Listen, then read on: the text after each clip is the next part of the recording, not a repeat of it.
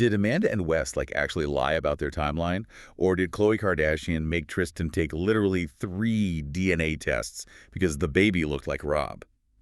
Babes, we are spiraling. Welcome back, you beautiful babes. Happy weekend, babes. And as always, thank you for being here. Babes, it is Saturday morning, and babes, we have so much to do today. So much. Honestly, an overwhelming amount. But honestly, before we do anything else at all, we need to discuss the gossip. Because, babes, the blogs are hot this morning. Blazing. Mhm. Absolutely incandescent. I literally rolled over, correct, one eye open to check the time, and instantly my timeline was physically assaulting me with reality TV chaos. It's so aggressive. Right. I have to ask, why does celebrity drama completely ignore the concept of a weekend?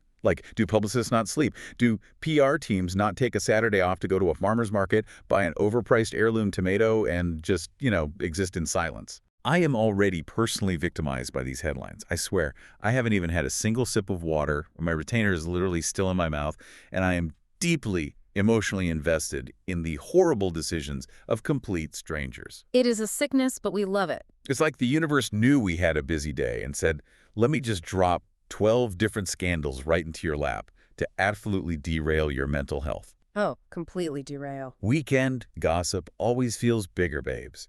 It just hits different when you're sitting in your pajamas wrapped in a blanket, staring at your screen while the rest of the neighborhood is peacefully walking their dogs.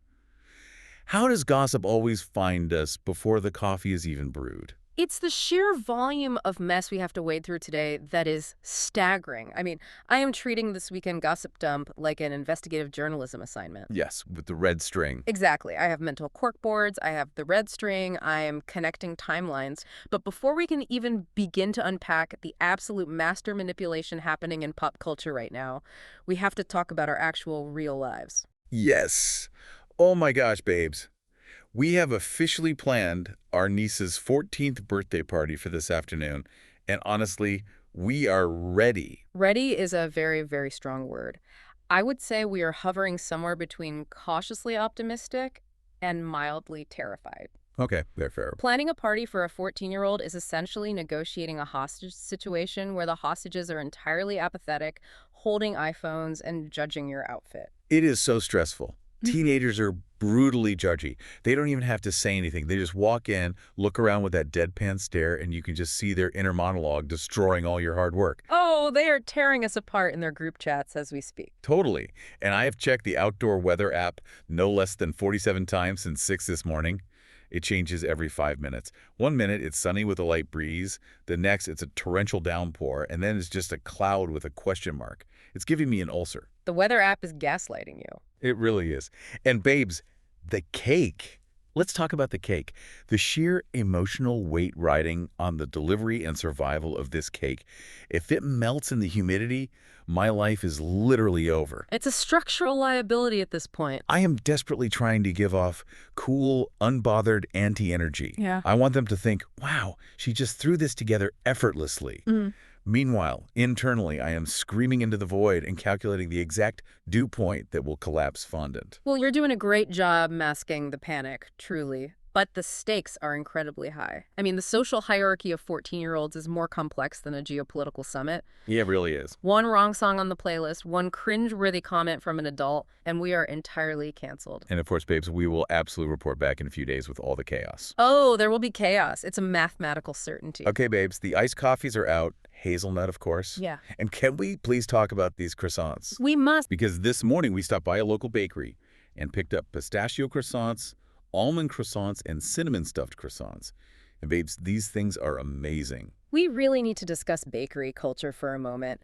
Why is it that standing in a line that wraps around the block for 20 minutes just for a piece of laminated dough is the only thing that holds my fragile emotional state together on a weekend? Because it is the emotional support provided by carbs. They just taste significantly better on weekends. There is zero guilt. It's just pure, unadulterated joy. The weekend pastry exemption rule. Exactly. There is something about the ritual of carrying that little white paper bag back to the car that signals safety. But we need to settle this debate for the Snark squad. Who gets the crown? Oh, I know where this is going. Because I am vigorously defending the cinnamon stuffed. Listen to me. It is gooey, it is heavy, it is a glorious, sticky mess. Team indulgence all the way. I am so disappointed. The messier the pastry, the better the experience. Mhm. When you bite into it and the filling just spills out everywhere, that is the sign of a bakery that loves you. I'm going to have to ruthlessly critique your palate right now. The cinnamon stuffed is entirely too heavy. It destroys the entire structural integrity of the croissant. No, it doesn't. It absolutely does. The point of a croissant is the lamination, right? The microscopic layers of butter and dough that create a delicate, airy crunch.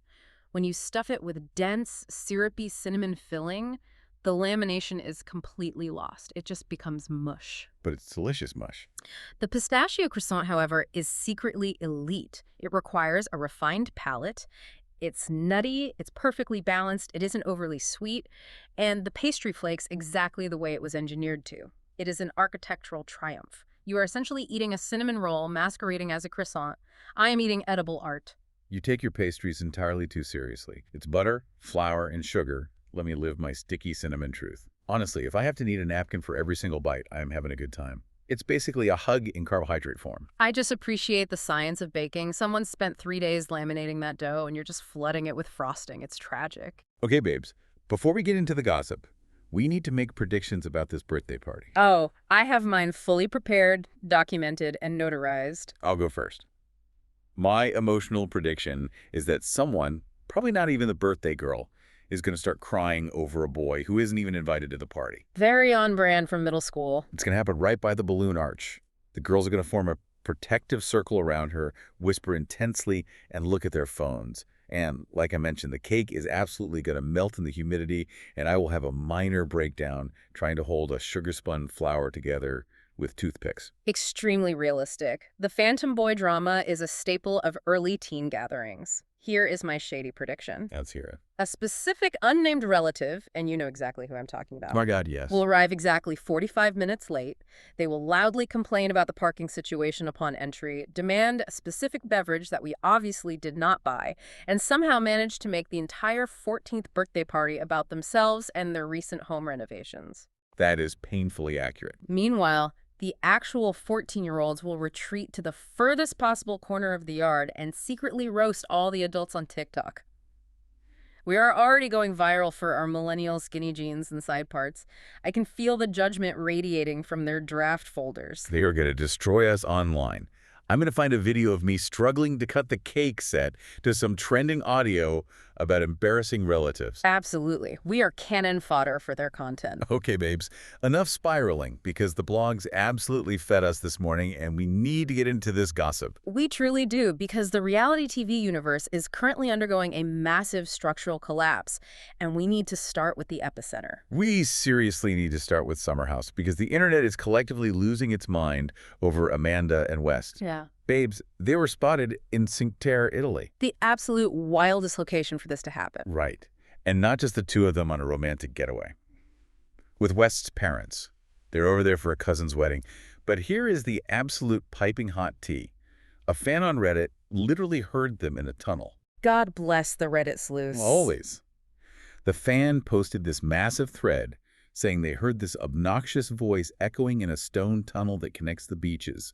And when they turned around to look, it was Amanda. Incredible. The fan reported that Amanda was lagging behind the group, desperately trying to show West something on her phone screen, and West looked super uncomfortable. He wouldn't even look at her or acknowledge her. Let's pull back and analyze this entire scene, because the contrast is what makes it so fascinating. Cinque Terre is arguably one of the most romantic, picturesque places on the entire planet. It's basically a living postcard. Literally breathtaking. And yet, the body language report from this boots-on-the-ground fan is absolutely damning. You have Amanda physically trailing behind the pack, trying to force engagement with a phone screen, which, let's be honest, is the universal sign of trying to bridge an awkward silence. It's the ultimate crutch. Exactly. And West is giving her absolutely nothing. He is staring straight ahead. This is a man who is completely trapped in a PR nightmare of his own making, and he knows it. I am in a total panic for Amanda's well-being right now.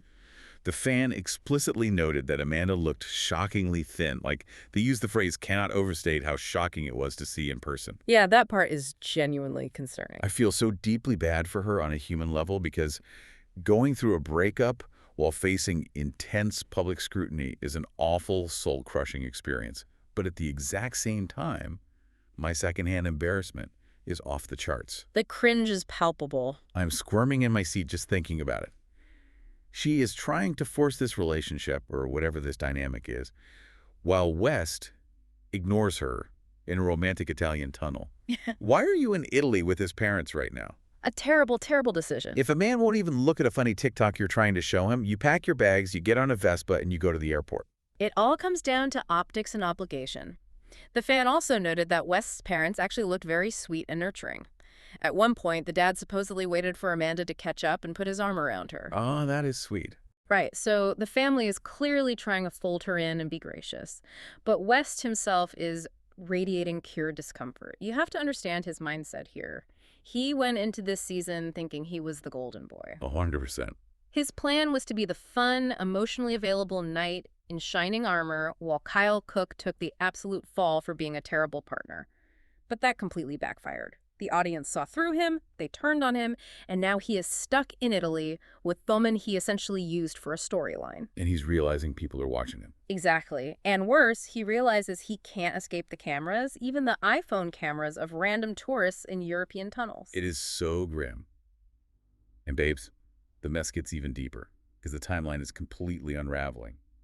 At the reunion, Amanda confidently claimed that she and West didn't actually sleep together until after, quote, the statement. Oh, this statement. She was trying to make it sound incredibly respectful and paced out. Yeah.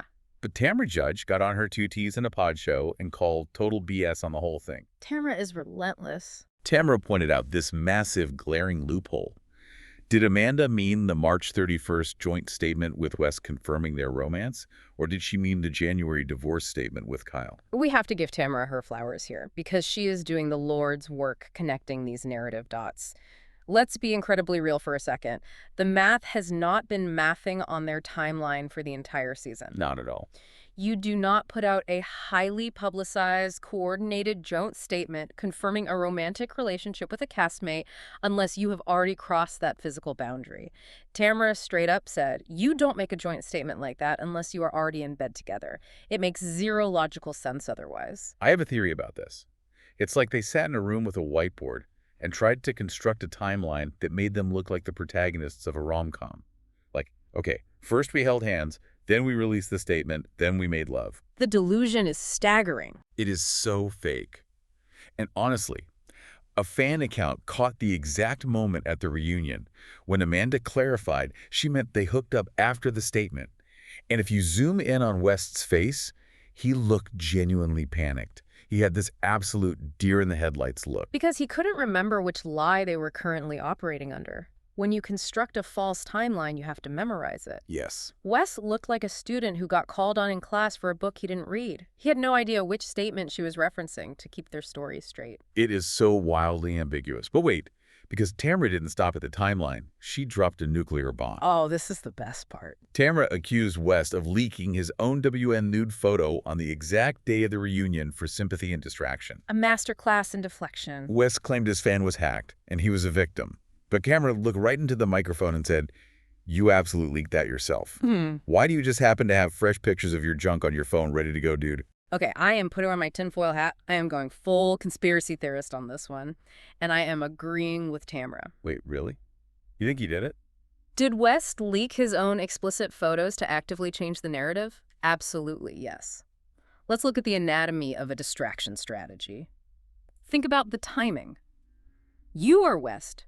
You are walking into a reunion taping where you know for a fact that you are going to be roasted alive. Right, he was the villain. You know Kyle is coming for you, Ciara is going to read you for filth, and the fans are already turning against you online. You desperately need a distraction.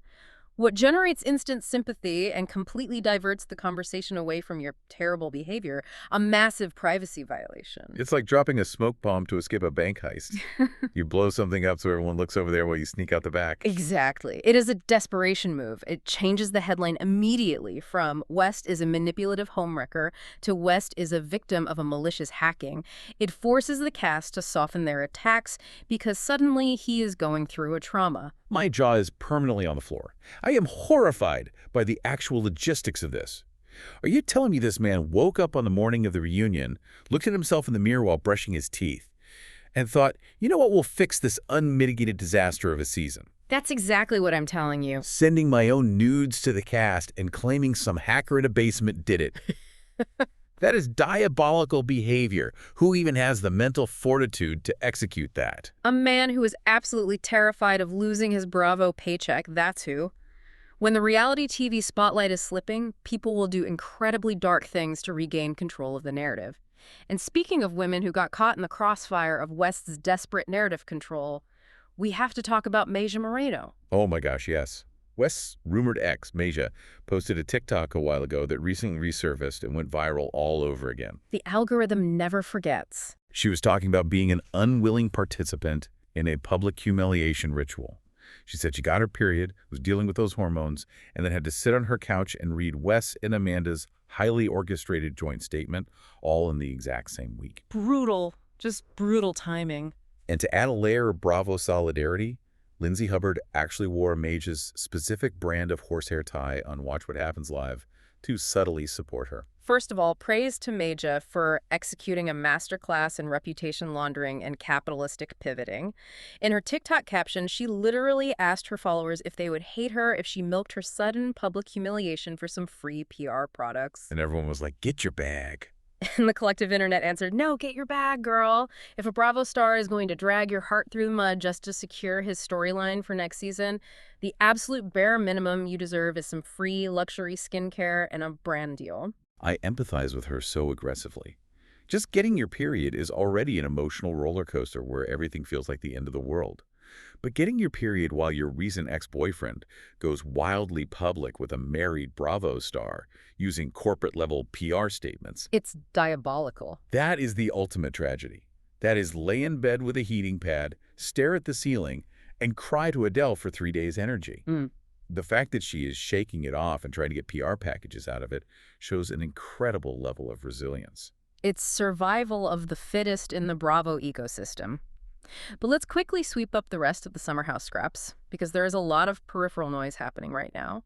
Kyle Cook is apparently out here at bars in New York City, cornering fans and telling them to buckle the F up because he finally, quote, found his voice against Amanda at the reunion. You know what? Good for Kyle. He's been taking the heat for years. Let me just offer a very sarcastic, very slow clap for Kyle Cook. Yes, let's all give a massive standing ovation to a 40-something-year-old man who finally found his voice. Oh, stop. How incredibly brave of him. It only took a decade of television, a highly tumultuous marriage, and a televised cheating scandal for him to figure out how to speak up for himself.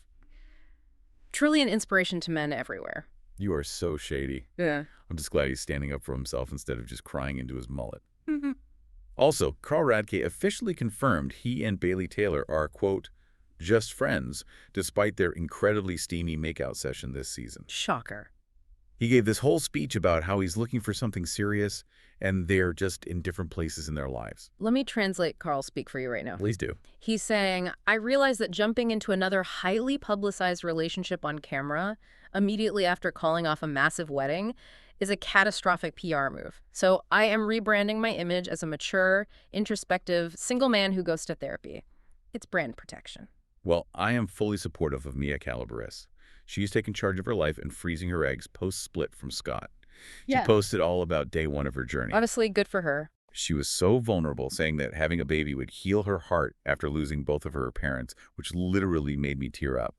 And she also mentioned she's been buying cuter clothes and going out more since joining the show. Mia freezing her eggs is the smartest move anyone has made on this cast. Protect your assets, plan for your own future independently, and absolutely do not rely on these Bravo men to fulfill your life goals. Amen to that. And finally, Ben Waddell's girlfriend Sabrina took to threads to fiercely defend him after Bailey accused him of mistreating women and only popping off on females. Oh, that was a mess. Sabrina wrote this impassioned post saying he treats her with nothing but love and is deeply cherished by his friends.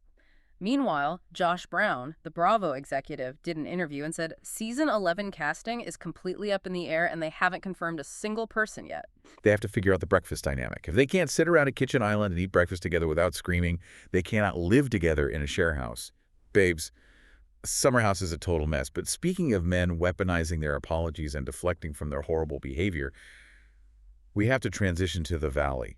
Oh, yes. The mean girl energy on this cast is off the charts. It really is. The Valley has rapidly become the absolute epicenter of raw, unfiltered, suburban toxicity, and I find the psychology of it absolutely fascinating. It's so dark. Paige DeZorbo absolutely destroyed Danny Bucco this week. Hmm. She admitted on her Giggly Squad podcast that she doesn't even actually watch The Valley. Which makes it even better. But she saw a few viral clips on TikTok, and based entirely on that, she called Danny an, quote, actual rat for his diabolical behavior toward his postpartum wife, Nia. Paige DeZorbo simply does not miss. She operates like a sniper from the side. I love that she doesn't even consume the long-form content. She just catches a 30-second highlight reel on TikTok, instantly diagnoses the psychological rot of the situation, and fires a kill shot. She is an icon for that. And she is completely right. Danny's behavior towards a woman who literally just birthed twins, who is actively in the trenches of postpartum hormones and exhaustion, is staggering to witness. I am so intensely emotionally defensive of Nia right now. She is gorgeous. She is so sweet. She is openly struggling with severe postpartum issues. And Danny is out here with a ridiculously short fuse, acting like a total jerk. It's inexcusable. How could anyone treat the mother of their newborn children with such disdain and lack of patience? Well, Danny quickly realized that the public optics were turning terrible, so he pulled out the oldest trick in the influencer playbook. The Notes app apology. The classic Instagram Notes app apology. He posted this incredibly lengthy, highly manicured statement apologizing to Nia, but within the apology, he actively blamed his short fuse on stress, alcohol, and a lack of sleep. Lala Kent chimed in on her podcast and hit the nail on the head. She said Danny only apologized because the show acted as a mirror to his awful behavior. See, it's like crashing a car into a tree and then blaming the steering wheel for being too hard to turn. Did you buy the apology at all? Not for a single solitary second. Ripping a page out of the Notes app apology book and blaming alcohol is a complete cowardly cop-out. Totally. Let's be clear on how this works. Alcohol doesn't invent horrible behavior. It doesn't plant evil thoughts in your head. It just removes the social filter that normally holds those thoughts back. Lala is entirely right. He didn't apologize because he woke up with a sudden spiritual epiphany about how he treats his wife. No, he saw the comments. Exactly. He apologized because he watched the edited footage, saw the audience turning on him in the comments, and realized his public persona looked like a monster. It's not remorse, it's damage control. Pure and simple. It is so transparent. And the crazy thing is, it's not just Danny deflecting. Jessie Lally is doing the exact same thing, just with a different target. Jessie is aggressively trying to blame Brittany Cartwright for putting a, quote, target on Danny's back.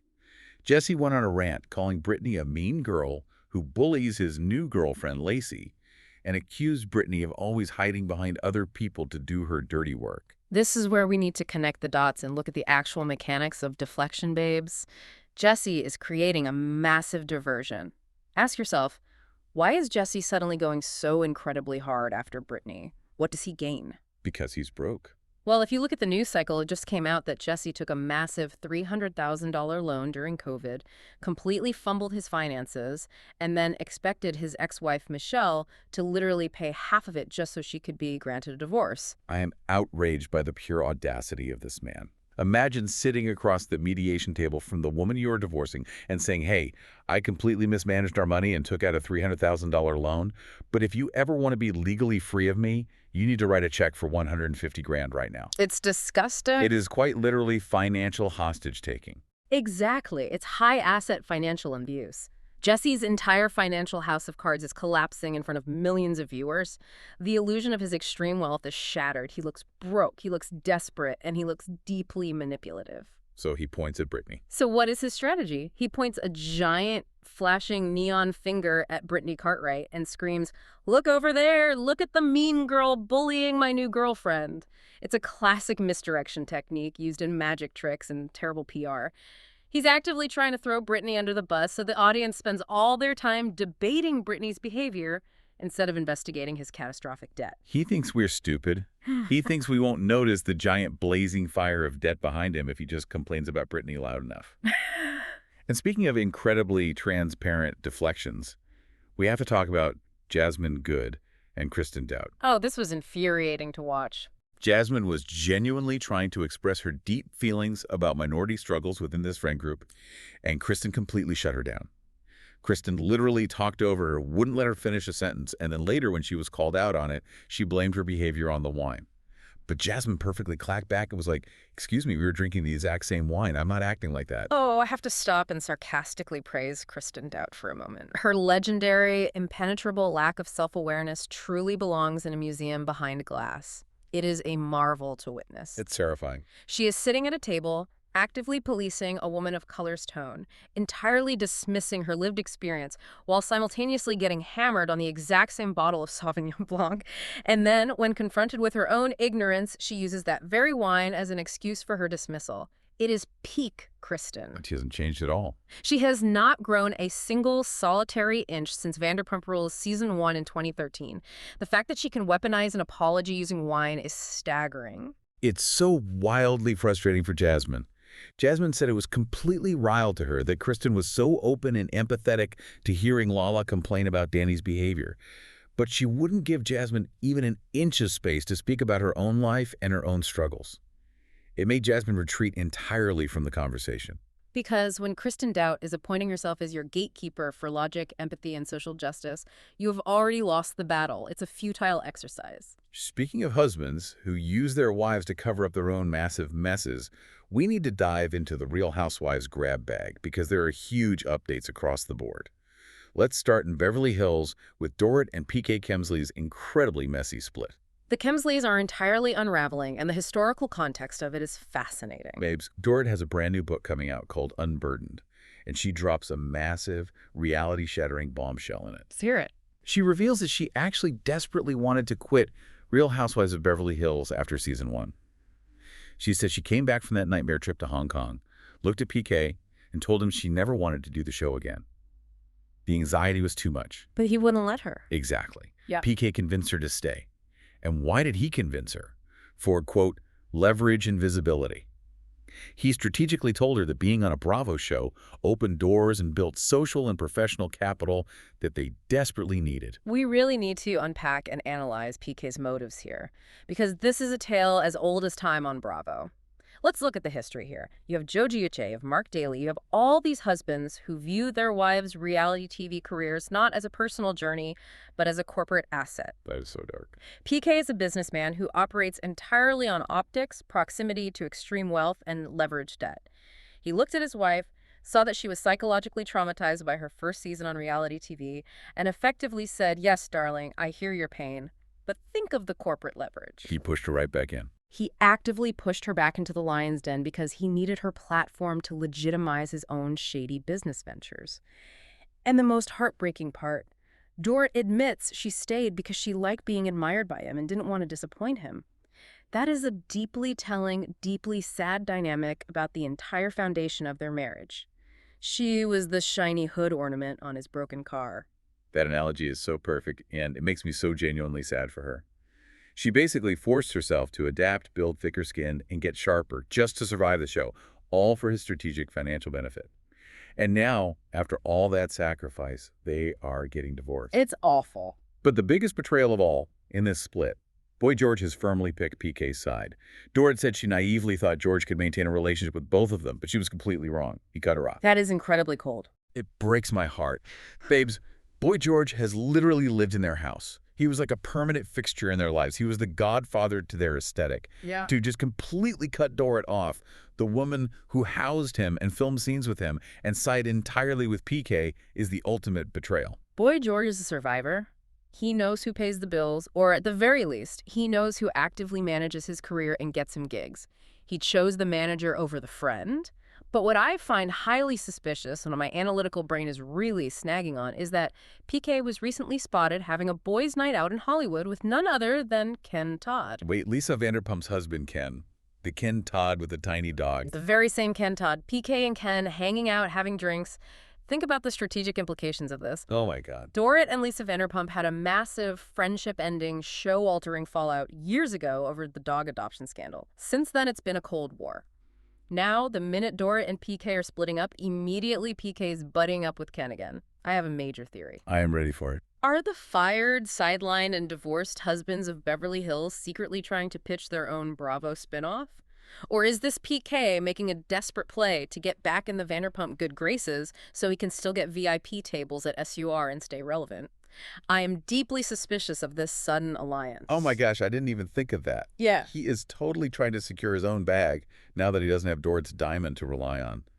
But honestly, while Dorrit's life is falling apart, Crystal Kung Minkoff is just sitting back and laughing. Yes, she should. She said she feels completely vindicated because the entire cast is finally calling Dorrit out for being chronically, disrespectfully late, which is exactly what Crystal fought with her about at a past reunion, and everyone gaslit Crystal for it. Crystal is absolutely vindicated, but let's be real. She is also probably incredibly annoyed that she got fired right before her main long-standing grievance became a central storyline for the season. True. She was ahead of her time. Okay, we have to talk about Orange County because Kelly Dodd's legal situation is absolutely, undeniably unhinged. Babes, she appeared in court facing 3 serious misdemeanors for revenge porn. We need to tread carefully here and ensure we just lay out the absolute facts impartially, because this is actual criminal court with real victims, not just a manufactured Bravo screaming match. Yes, strictly the legal facts. Kelly is formally accused of intentionally distributing private sexual videos of a Jane Doe. The prosecutors claim Kelly shared footage of this woman engaging in sexual acts completely without her consent, despite allegedly agreeing prior to keep the photos private. It's very serious. The comment sections on the blogs are wildly speculating that it might be tied to her brother Eric's ex, or even worse, footage caught on family security cameras. She's also accused of actively threatening the victim and her family. And we should note that she pleaded not guilty, calling the charges absurd and insane, and is publicly claiming that a family member is behind the allegations to set her up. But setting the eventual legal outcome aside, let's look at her immediate PR strategy, or the absolute catastrophic lack thereof. What does Kelly Dodd do while facing serious, career-ending misdemeanor charges and potential jail time? She vlogs outside the courthouse. She literally vlogs outside her own criminal hearing. I am giving a clinical, shady breakdown of how insane this behavior is right now. It's mind-blowing. Any defense attorney worth even half their retainer will tell you the golden rule of criminal charges.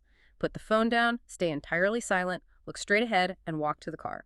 Instead, Kelly pulls out her iPhone, films herself in selfie mode, and tells her followers to Google her lawyer, Cameron Kelly, bragging that she only gets, quote, the best of the best, bro. It's like committing a crime and then live streaming your getaway drive. I am appalled. And it gets so much worse because in that exact same video, while defending herself, she calls her own brother Eric a complete and utter war word. She uses slur. It's repulsive. While standing outside a literal courthouse. And according to reports, this entire ordeal has been an absolute nightmare for her mother, Bobby, who recently had a stroke from the immense stress of it all. The family has reportedly completely cut Kelly off, stating she is self-sabotaging, toxic, and refusing to take the severity of this criminal case seriously. It is a profound masterclass in absolute self-destruction. Vlogging a slur outside a courthouse while facing revenge porn charges is behavior that entirely defies all logic and self-preservation. It's entirely grim to watch someone torch their life like this. The family trauma is just staggering. I can't even imagine what her mother is going through right now, dealing with health issues and this public circus.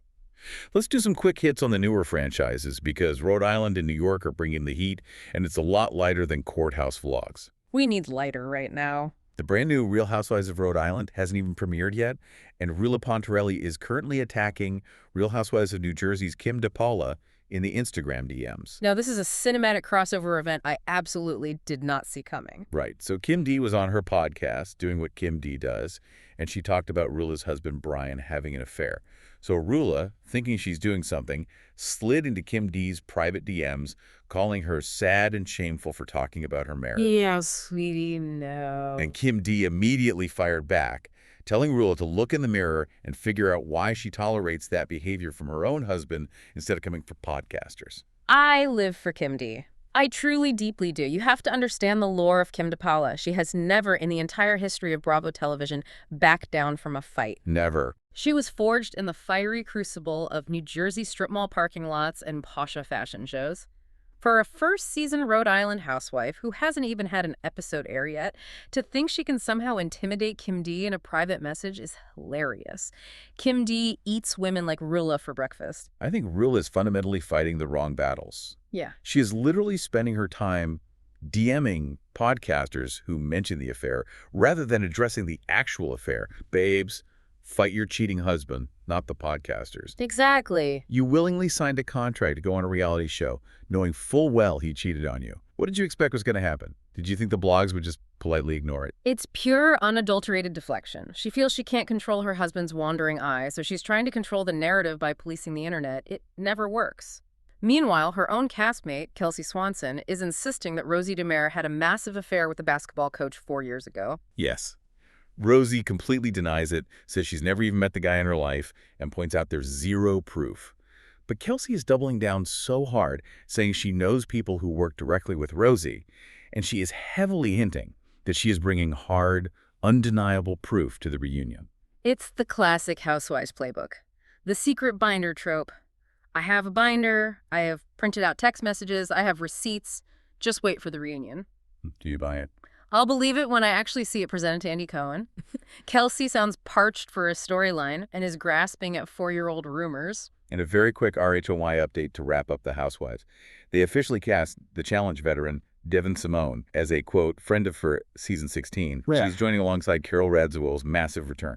Devin is fantastic reality TV. She's smart, she's a professional matchmaker, she knows exactly how to produce herself in a scene without making it look forced. That is a very solid strategic casting choice for New York to breathe some life into that dynamic. Okay, speaking of massive delusion and family chaos, we are pivoting to the Kardashians because the chaos is reaching levels of delusion that I can barely comprehend. We need to talk about Khloe Kardashian's uterus and Tristan Thompson's vasectomy. That absolute gift that keeps on giving to pop culture analysts. Babes, Tristan actually went on Khloe's podcast, sat across from her, and literally said he was, quote, forced by Khloe to get a vasectomy. I still can't believe he admitted this. She said she gave him a strict ultimatum, and Khloe agreed and confirmed it. She said she helped him make that decision for his own good. And now, the wildest part, Khloe legally owns all their remaining frozen embryos. He legally signed every single one of them over to her. The sheer shade of Khloe Kardashian legally owning Tristan Thompson's embryos like prized, gated Calabasas real estate is unparalleled. She basically put a financial and legal lien on his reproductive rights. It's insane. And the audacity of Tristan sitting there on a microphone and saying, and I quote, "Sometimes you gotta lay 'em nuts on the table." That is a direct verbatim quote from this man. I am screaming. It is the most humiliating sentence I have ever heard. It's like she bought a Monopoly property and put a hotel on it just so he could never afford to land there again. But the absolute craziest part of this podcast. No, it gets worse. Khloe admitted out loud that she made Tristan take 3 separate DNA tests for their son, Tatum. Why? Because everyone on the internet was saying the baby looked exactly like her brother, Rob Kardashian. This is a level of deep psychological family dysfunction that requires a whiteboard and a flowchart to understand. I gasped out loud when I heard it. Think about the literal logistics of this conversation. Hey, Tristan, I know you cheat on you constantly and father children with personal trainers, but the internet commenters think my brother is the father of our child, so I'm going to need you to sit down and swab your cheek 3 different times just to be sure. The mental gymnastics required for that to happen is wild. She even admitted she interrogated Rob and asked him if he ever donated sperm somewhere. It perfectly highlights the absolute paranoia of living your entire life based on internet comments.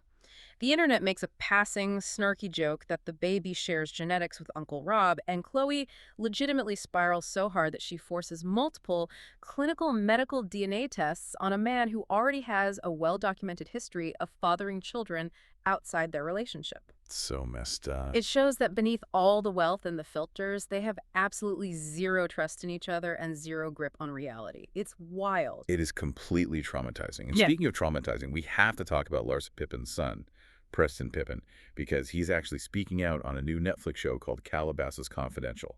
The human collateral damage of the reality TV industrial complex. He sat down and talked openly about his mom Larsa's very public divorce from Scottie Pippen and how she's always in a, quote, new relationship per usual.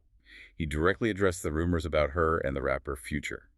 And he said people he thought were his close friends used to make cruel jokes to his face about Larsa's fallout and friendship with Kim Kardashian. Stop and think about the immense psychological toll that takes on a young person.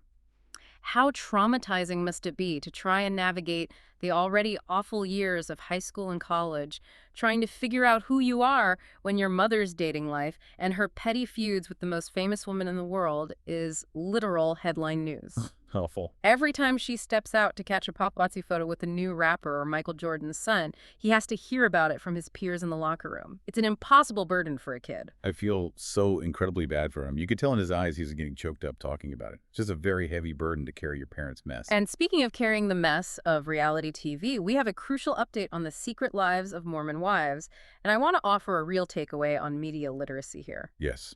Bates producers confirmed that Taylor, Frankie Paul, and Dakota Mortensen are allowed back on the show for the new season. Wait, let me clarify this. They are allowing them back despite the fact that they currently have active court-mandated legal restraining orders against each other regarding severe domestic violence allegations.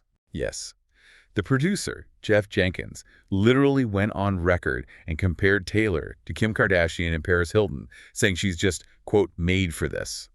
He said they obviously can't film them together in the same room because of the legal protective orders, but he's actively hopeful they will be shooting with both of them separately soon. Unbelievable. Although a leak just came out that Season 5 is currently just going to be 5 episodes of sit-down confessionals because they had to pause major production. I want everyone listening to pay attention because this is a dark, analytical look at how the reality TV machine actually operates. You have two individuals with active protective orders against each other. These are legal, court-mandated boundaries designed to prevent violence. Literal laws. And the executive producer is going on a press tour, going on record, saying they want them back on screen because she is, quote, TV gold and built for this specific lane of entertainment. Let me explain how this works. Networks will actively exploit legal loopholes, like filming them separately, to bypass the spirit of a restraining order. It shows explicitly that production will always, without fail, prioritize high ratings and Kim Kardashian-level drama over actual serious legal boundaries and human safety. It's completely bleak, and as viewers, we need to be aware of what we're consuming. It is really bleak. It's like throwing gladiators back into the arena even when the referee says they are too injured to fight just because the crowd is cheering. Which actually brings us to a moment where we need to take a serious pause. Babes, we do want to take a second to acknowledge two really heavy, serious real-life updates that hit the blogs today. We absolutely love the snark and the mess and the gossip, but at the end of the day, these are real people. Exactly. We need to respectfully lay out the facts here impartially because this goes far beyond petty gossip and enters real-life tragedy. First, Jersey Shore's Angelina Pivarnik tragically suffered a miscarriage just 2 weeks after sharing her pregnancy news on the show. She started spotting and eventually had to confirm on the episode that she was actively miscarrying. It's an incredibly devastating situation for anyone to go through. She was clearly so excited when she took that test, and to have to go through that profound, intimate loss so publicly while it is airing on national television months later for the world to dissect is a unique, agonizing kind of pain. I am genuinely so emotional about it. I send so much love and healing to Angelina. No woman should ever have to relive that kind of trauma on television while live tweeting. And we also have terrifying news regarding Alaskan Bush People's Matt Brown. This is an incredibly sad story. He is currently feared dead after a caller reported to the sheriff's office that a man matching his exact description was sitting in a shallow part of the Okanogan River, and when they looked back a moment later, he was face down and swept away by the fast current. Emergency responders immediately searched the area and haven't located a body yet, but the search is actively continuing. It's a tragic update for a family that has already been through so much medical and personal hardship on and off camera. We absolutely want to acknowledge that while we dissect the manufactured drama of these shows, these are real human beings facing unimaginable, life-altering situations. My heart completely breaks for the Brown family, sending so many prayers to them as they wait for news. Taking a deep breath, babes, sending love to everyone involved in those incredibly heavy situations, but bringing it back to the lighter pop culture chaos to wrap up our morning. We have covered an immense amount of ground today, from Italian tunnels to suburban notes app apologies to courthouse vlogs and Calabasas DNA testing. Thank to Snark Squad for hanging out with us. We really hope you have an amazing weekend. Before you go, we absolutely need you to report to the comments. We have questions, and we need your takes.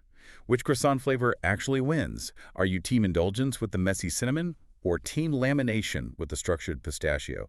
What is your absolute favorite bakery treat? And tell us, do you think our birthday party predictions will come true? Who is going to cry by the balloon arch, and will the cake survive the humidity? And finally, what gossip story completely consumed you today? Was it Wes and Amanda's Italian standoff, or Chloe's real estate monopoly on Tristan's embryos? Don't forget to like, comment, subscribe, and share our show with your messiest bestie. Stay messy, stay delusional, and we will see you on the Snark side.